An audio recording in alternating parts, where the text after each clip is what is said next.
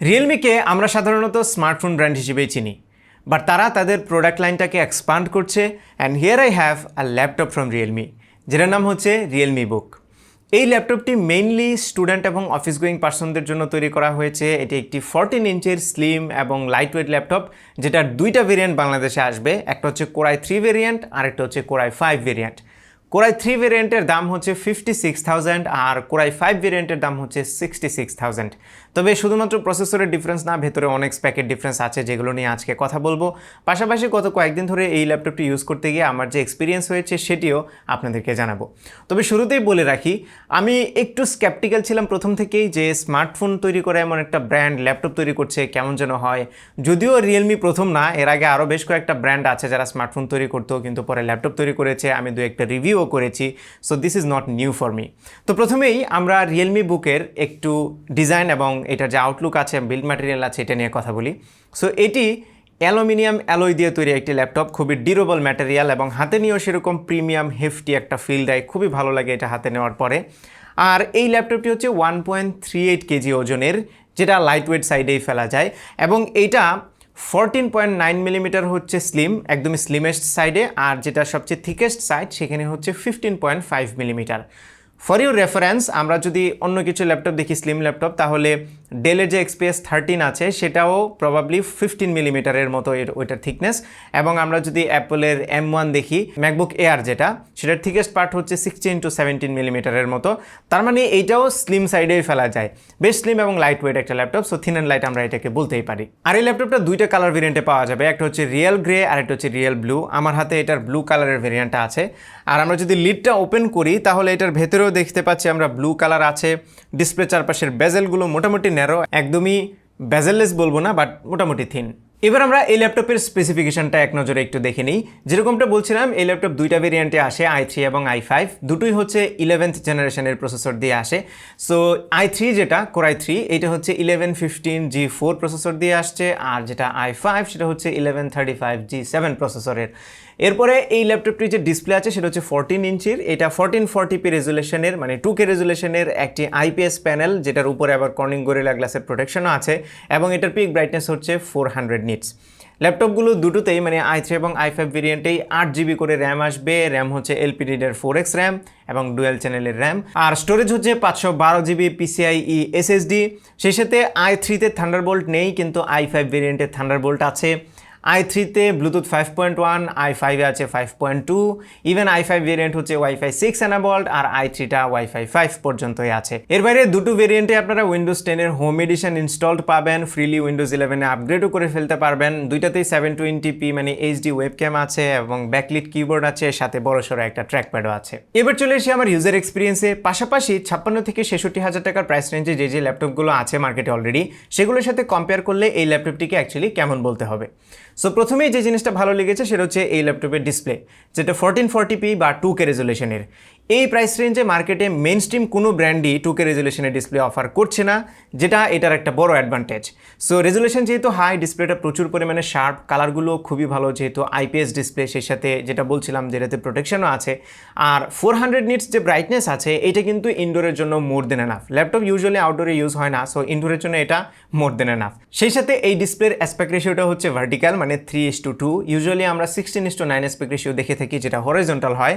But ওয়ার্কস্টেশনের যে ল্যাপটপগুলো আছে, যেখানে সার্ফিং প্রচুর বেশি হয় কিংবা ওয়ার্ড প্রসেসিংয়ের কাজ অনেক বেশি হয়, সেখানে কিন্তু ভার্টিক্যাল স্পেসটা অনেক বেশি জরুরি। সো এই ল্যাপটপটা ভার্টিক্যালি লম্বা, ডিসপ্লেটা ভার্টিক্যালি লম্বা, যে কারণে আপনি যখনই কোনো ওয়েবসাইট ভিজিট করতে যাবেন তখন কিন্তু বেশি ডেটা আপনি এই স্পেসের মধ্যে দেখতে পারবেন, which is a good thing. আমি সবসময় এটাকে প্রেজ করি যে ওয়ার্কস্টেশনের ল্যাপটপগুলোতে যেন ভার্টিক্যাল অ্যাসপেক্ট রেশিও ইউজ করা হয়, যেটা ইউজুয়ালি কিন্তু আমরা এখন মেন স্ট্রিমের ল্যাপটপগুলোতে দেখছি না অতটা। তবে ডিসপ্লেটা অনেক ভালো লাগলেও এটা র্যাম চয়েসটা আমার কাছে অতটা ভালো লাগেনি, কারণ এটাতে LPDDR4X র্যাম ইউজ করা হয়েছে। সো LPDDR এবং LPDDR4X এই দুইটা র্যামের মধ্যে পার্থক্য কিন্তু অনেক। LPDDR4X একটু লো পাওয়ার কনজিউমিং র্যাম, যে কারণে এটার পারফরমেন্সও একটু লো। LPDDR4 যেটা, সেটার পারফরমেন্স কিন্তু মাচ বেটার। এখন তো অলরেডি LPDDR5 অ্যানাউন্স হয়ে গিয়েছে। সো সেই বিবেচনায় এটার র্যাম পারফরমেন্স কিন্তু একটু খারাপ হবে। তবে এটার যে i3 ভেরিয়েন্ট আছে, সেটাতে কিন্তু একটু লোয়ার বাস স্পিডের র্যাম ইউজ করা হয়েছে। i3-তে ইউজ করা হয়েছে 3733 mAh র্যাম, আর i5 ভেরিয়েন্টে ইউজ করা হয়েছে 4266 mAh RAM. So technically speaking i5-এ একটু বেটার রেজাল্ট আসবে র্যামের পারফরমেন্সের ওয়াইজ i3 এর চাইতে। এখন প্রশ্ন হচ্ছে এটার পারফরমেন্স অ্যাকচুয়ালি কেমন। যেরকমটা বলছিলাম এটাতে NVMe SSD ইউজ করা হয়েছে, সেই সাথে গ্রাফিক্সের কথা বললে i5 ভেরিয়েন্টে আইরিশ এক্স গ্রাফিক্স থাকছে আর i3 ভেরিয়েন্টে regular ultra HD graphics. So পারফরমেন্সের কথা বললে এই ল্যাপটপটি যেহেতু অফিস গোয়িং পার্সনদের জন্য তৈরি করা হয়েছে এবং স্টুডেন্টদের জন্য, সো আপনারা এটাতে internet surfing, day to day task ও ওয়ার্ড প্রসেসিং এই কাজগুলো তো দুর্দান্ত স্পিডে করতে পারবেন, মাল্টিপল ট্যাব ওপেন করে ব্রাউজিং করতে পারবেন, যেটা খুবই ভালো পারফর্ম করে। বাট যদি হেভি টাস্কের কথা বলি তাহলে এটা দিয়ে টুকটাক গ্রাফিক্স ডিজাইন আপনারা করতে পারবেন, যারা ফ্রিল্যান্সার আছেন তারা যদি এটা নিতে চান তাহলে গ্রাফিক্স ডিজাইনের কাজগুলো টুকটাক চালিয়ে নিতে পারবেন। তবে যদি আপনি ভিডিও এডিটিংয়ের কথা বলেন এটা দিয়ে কিন্তু অত ভালো পারফরমেন্স পাবেন না।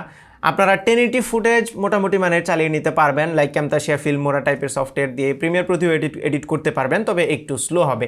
ভিডিও এডিটর বা হেভি টাস্ক যারা করে তাদের জন্য আমি এই ল্যাপটপটি রিকমেন্ড করবো না, বাট আপনি যদি কেনেন তাহলে আমি বলছি একটু স্লো, লাইক 1/4 রেজুলেশন দিয়ে প্লেব্যাক করে আপনি হয়তো এডিটিংটা চালিয়ে নিতে পারবেন। তবে যদি একটু হেভি কাজ করার প্ল্যান থাকে তাহলে অবশ্যই i5 ভেরিয়েন্টে নেবেন, i3টা না নিয়ে। i5 ভেরিয়েন্টের আরেকটা সুবিধা হচ্ছে থান্ডারবোল্ট। সো আমার হাতে কিন্তু i5 ভেরিয়েন্টটা আছে। সো এটার পোর্টসের দিকে যদি তাকাই, ডান পাশে দেখতে পাচ্ছি একটি ফুল সাইজের USB আছে, তার মানে USB A।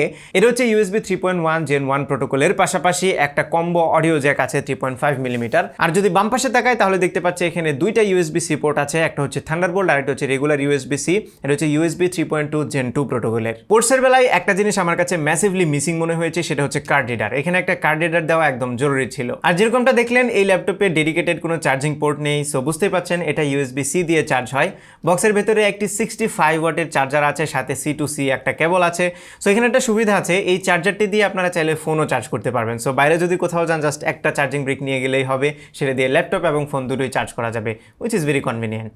ব্যাটারি ব্যাকআপের কথা যদি বলি তাহলে রিয়েলমি ক্লেম করছে এই ল্যাপটপ দিয়ে স্ট্রেট 11 আওয়ার্স ভিডিও প্লেব্যাক হবে। তার মানে আপনি যদি মুভি বা অন্য কোনো ভিডিও প্লে করে রাখেন তাহলে 11 ঘন্টা পর্যন্ত ল্যাপটপটা চলবে।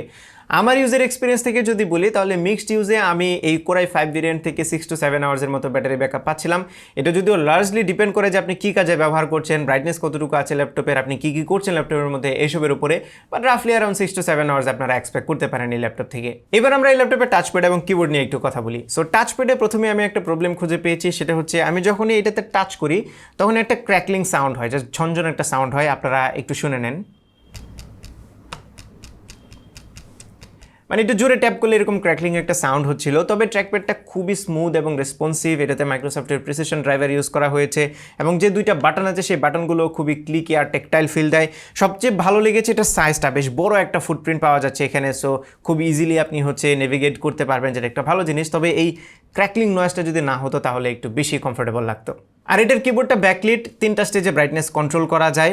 এটা টাইপিং এক্সপিরিয়েন্স আমার কাছে ওকে লেগেছে, খুব একটা কমফোর্টেবল না, আবার খুব একটা খারাপও লাগেনি। 1.3 মিলিমিটার হচ্ছে এটা ট্রাভেল ডিস্টেন্স, সো খুব একটা হেভি ফিডব্যাক নেয় এটাতে।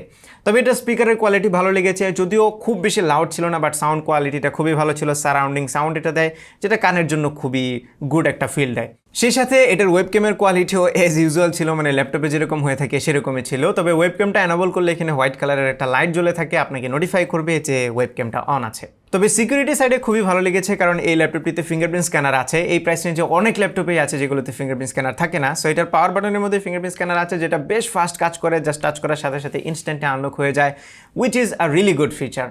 আর থার্মাল পারফরমেন্সের কথা বললে এটার পেছনে এয়ার ইনটেক ভ্যান্ট আছে, আর একদমই ল্যাপটপে যে হিঞ্জ মেকানিজম আছে এটার মাঝখানে দেওয়া হয়েছে এক্সস্ট ভ্যান্ট। সো এটার পারফরমেন্স ল্যাপটপ ওয়াইজ, মানে স্লিম ল্যাপটপ ওয়াইজ ওকে মনে হয়েছে। এই ল্যাপটপটি মোটামুটি গরম হয়, সো কোলে নিয়ে যদি আপনারা ইউজ করেন আর একটু হেভি কাজ যদি করতে চান তাহলে ভালো রকমের গরমই ফিল করবেন, যেটা ল্যাপটপের জন্য একদমই ইউজুয়াল বলা যায়। ফাইনালি যদি কনক্লুড করি তাহলে এই ল্যাপটপের গুড সাইড এবং ব্যাড সাইডগুলো একটু কনসিডার করতে হবে, পাশাপাশি এইটার যে কম্পিটিটর অ্যানালিসিস আছে সেটা একটু করতে হবে। সো মার্কেটে যে কয়টা ল্যাপটপ আছে এই বাজেটে, সেগুলোর মধ্যে একটা ল্যাপটপ আমি পেয়েছি যেটার প্রাইস এবং স্পেসিফিকেশন কাছাকাছি, সেটা হচ্ছে লেনোভোর IdeaPad সিরিজের একটা ল্যাপটপ। এর বাইরে যেগুলো আছে এই প্রাইস রেঞ্জে সবগুলোরই স্পেসিফিকেশন এইটার চাইতে লো। সো লেনোভোর যে ল্যাপটপটা আছে সেটা স্পেসিফিকেশন এইটার মতোই, প্রাইসও এটার মতো, শুধু ডিসপ্লে সেকশনে এটা থেকে পিছিয়ে থাকবে। শুধু লেনোভোর ল্যাপটপটা না, বাজারের যে কয়টা ল্যাপটপ আছে এই প্রাইস রেঞ্জে অলমোস্ট সবগুলো থেকেই এইটার ডিসপ্লে মাচ বেটার। সো একটা ডিসিশন ফাইনাল হয়ে গেল, আপনার যদি ভালো ডিসপ্লে চাই তাহলে গো ফর RealmeBook। পারফরমেন্স সেকশনে শুধুমাত্র এই ল্যাপটপটা কিছুটা পিছিয়ে থাকবে, শুধুমাত্র এটা র্যাম চয়েসের কারণে। কারণ i5 এবং i3 11 জেনারেশনের যে কটা ল্যাপটপ আছে সবগুলোতেই অলমোস্ট আমরা DDR4 র্যাম দেখেছি, এটাতে LPDDR4X। সো পারফরমেন্স সেকশনে এটা স্লাইটলি পিছিয়ে থাকবে অন্যগুলো থেকে। সেই সাথে এটা টাচপ্যাডের এই ক্র্যাকলিং নয়েজটা আমার কাছে একটু অ্যানোয়িং লেগেছে। এর বাইরে এটার অনেকগুলো স্ট্রেংথ আছে, লাইক এটার ফিঙ্গারপ্রিন্ট স্ক্যানারটা, থান্ডারবোল্ট পোর্ট, সেই সাথে ওয়াইফাই 6, এই জিনিসগুলো কিন্তু এই প্রাইস রেঞ্জে একটু প্রিমিয়াম, ইউজুয়ালি একটু প্রিমিয়াম ল্যাপটপগুলোতে পাওয়া যায়। এটার বিল্ড ম্যাটেরিয়াল, বিল্ড কোয়ালিটি এবং এটার যে ওজন আছে, স্লিমনেস আছে, এগুলো কিন্তু একদমই প্রিমিয়াম সেগমেন্টের ল্যাপটপের মতো। So do I recommend this laptop? Yes, যদি আপনি খুব হেভি কাজ না করেন, মানে ভিডিও এডিটিং টাইপের একটু হেভি কাজ যদি আপনি করতে চান, তাহলে হয়তো বা LPDDR4 র্যামওয়ালা ল্যাপটপগুলো, DDR4 ওয়ালা ল্যাপটপগুলো আপনার জন্য বেশি অ্যাপ্রোপ্রিয়েট হবে। বাট খুব হেভি টাস্ক যদি না করতে চান, মানে মডারেট টাস্কের মধ্যে যদি প্রিমিয়াম কোয়ালিটির একটা ল্যাপটপ একটু কম প্রাইসে পেতে চান, তাহলে আমার মনে হয় রিয়েলমি বুকটা আপনার জন্য অ্যাপ্রোপ্রিয়েট হতে পারে। স্টিল এই ভিডিওটা আবার আপনারা একটু দেখতে পারেন, দেখে এটার ভালো মন্দ দিকগুলো বিবেচনা করে আপনার নিজের ডিসিশনটা নিজেই নিয়ে নিতে পারেন, কারণ বাইং ডিসিশন অলওয়েজ আপনার নিজের উপরেই। এই ছিল আমাদের আজকের ভিডিও। আশা করি ভিডিওটি আপনাদের ভালো লেগেছে। যদি ভালো লেগে থাকে তাহলে ভিডিওতে একটা লাইক দেবেন, কমেন্ট করে জানাবেন কেমন লাগলো, আপনার ফ্রেন্ডদের সাথে শেয়ার করতে একদমই ভুলবেন না, আর আমার চ্যানেলে সাবস্ক্রাইব তো মাস্ট। দেখা হবে পরবর্তী ভিডিওতে। টিল দেন টেক কেয়ার, আসসালামু আলাইকুম।